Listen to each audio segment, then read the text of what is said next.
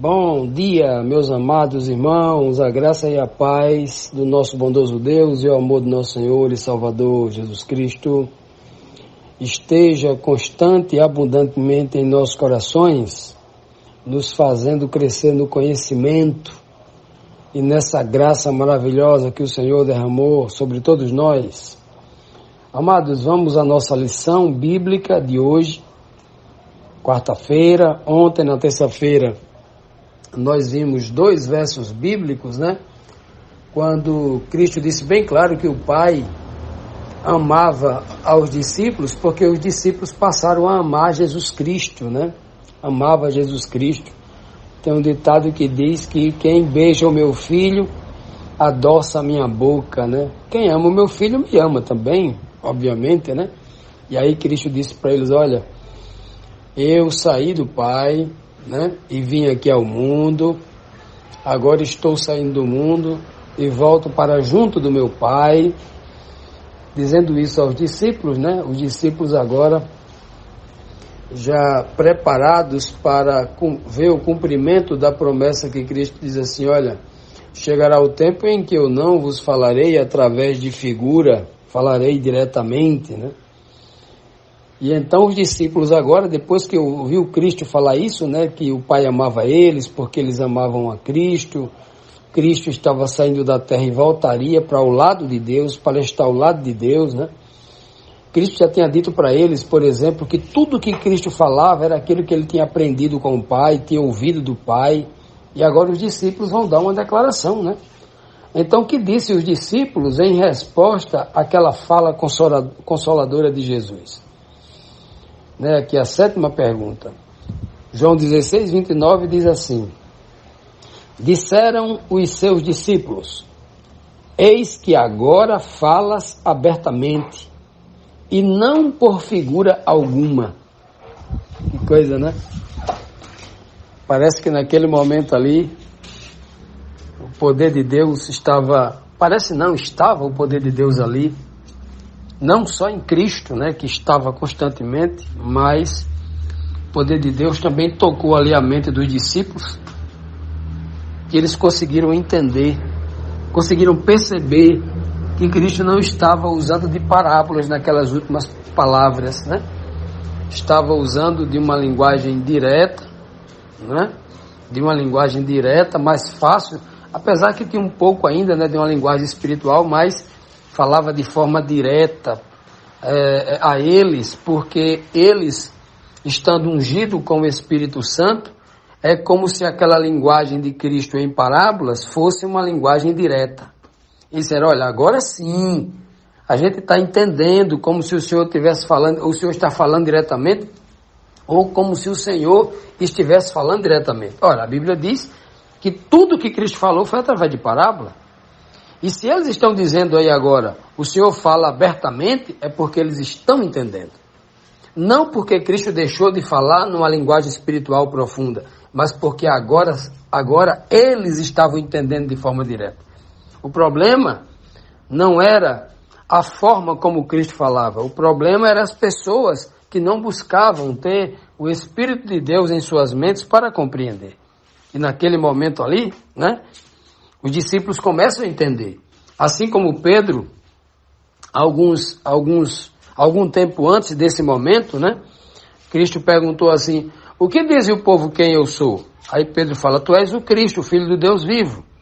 Olha, naquele momento o Pai havia ungido Pedro com o Espírito Santo. Aí Cristo falou assim: não foi a sua inteligência, a sua carne, o seu sangue quem falou isso, não. Foi o meu Pai quem te ungiu para você dizer esta verdade. Realmente eu sou o Cristo, Filho do Deus vivo, Então, neste momento aqui também, esses discípulos estão ungidos, São ungidos, porque é impossível que o homem compreenda as palavras espirituais de Deus se ele não tiver no Espírito de Deus, Não tiver no mesmo Espírito que Cristo. Então, eles dizem aqui, os discípulos, eis que agora o Senhor fala abertamente e não por figura. Será, Eles estavam compreendendo tudo que Cristo havia falado. Olha, saí do meu Pai, Ora, Cristo já não tinha dito isso de diversas formas? Eu sou o pão que desceu do céu, eu vim de Deus, né? Já tinha dito isso para ele de diversas formas. E aí eles agora entendem claramente, né? Eles vão entender ainda mais profundo o que significa sair de Deus, né? João vai entender claramente, né? João vai dizer na sua primeira carta, lá na frente, já quando estiver bem maduro, já um homem, já não era tão jovem quanto este momento aqui, já estava já um homem maduro, um homem experiente, ele disse assim, ó, quem ama aquele que é gerado de Deus, ama também aquele que o gerou, né? Quem ama Jesus Cristo que foi gerado de Deus, ama também ao Pai que o gerou, né? Olha, sair de Deus significa não apenas sair do lado de Deus para vir à terra, mas aquele que saiu do próprio Pai, aquele que foi gerado do próprio Deus, né? Saiu de Deus e depois que ele foi gerado é que ele vem ao mundo. Agora, diz o texto, né? Agora é hora de eu deixar o mundo e voltar para junto de Deus. E aí os discípulos entenderam, agora nós estamos entendendo, né? Cristo falou anteriormente, olha, o Pai ama, o próprio Pai ama vocês, visto que vocês amaste e creste, né, que eu saí de Deus, olha, o termo sair 3 vezes, né, ele usa aí, que eu amo, que vocês me amam porque entenderam que eu saí de Deus, eu fui gerado de Deus e fui enviado da parte de Deus para estar com vocês. Vocês creram nisso, e porque vocês creram, né? Eles vão dizer agora, com toda a clareza, o Senhor fala abertamente, nós estamos entendendo o que o Senhor está dizendo agora.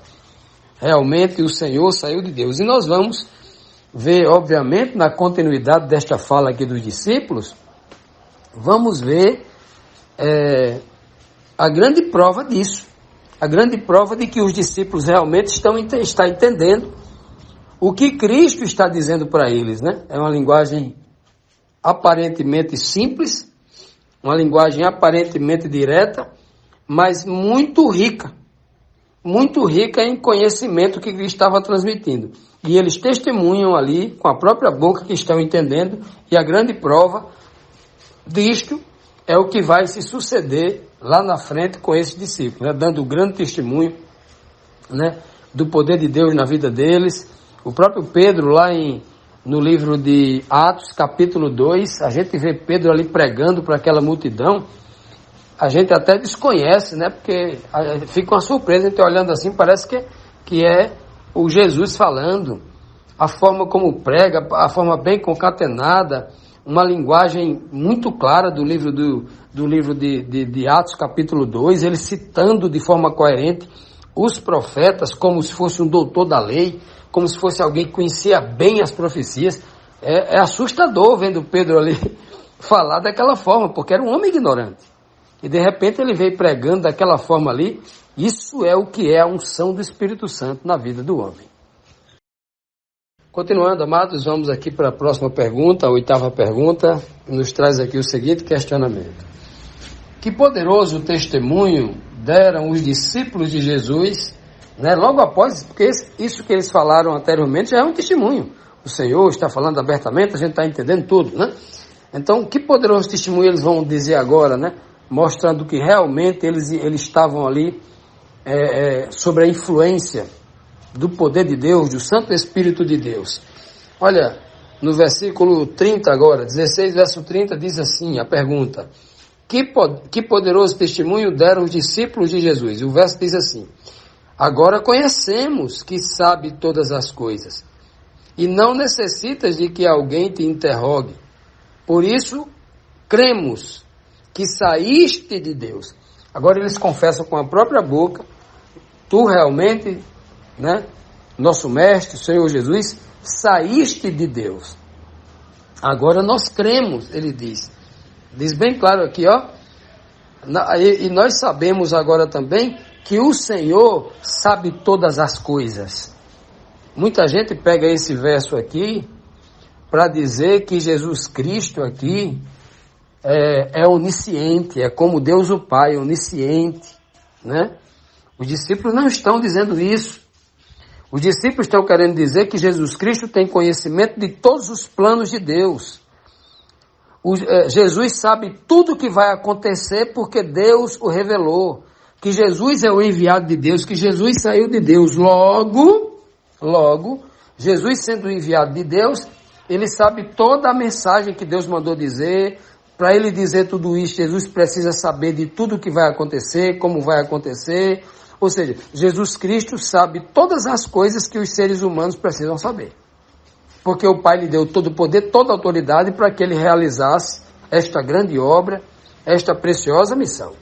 Então, quando nós lemos aqui os discípulos dizendo, agora conhecemos que sabe todas as coisas, a gente não pode deduzir que Cristo é onisciente com base neste verso isolado.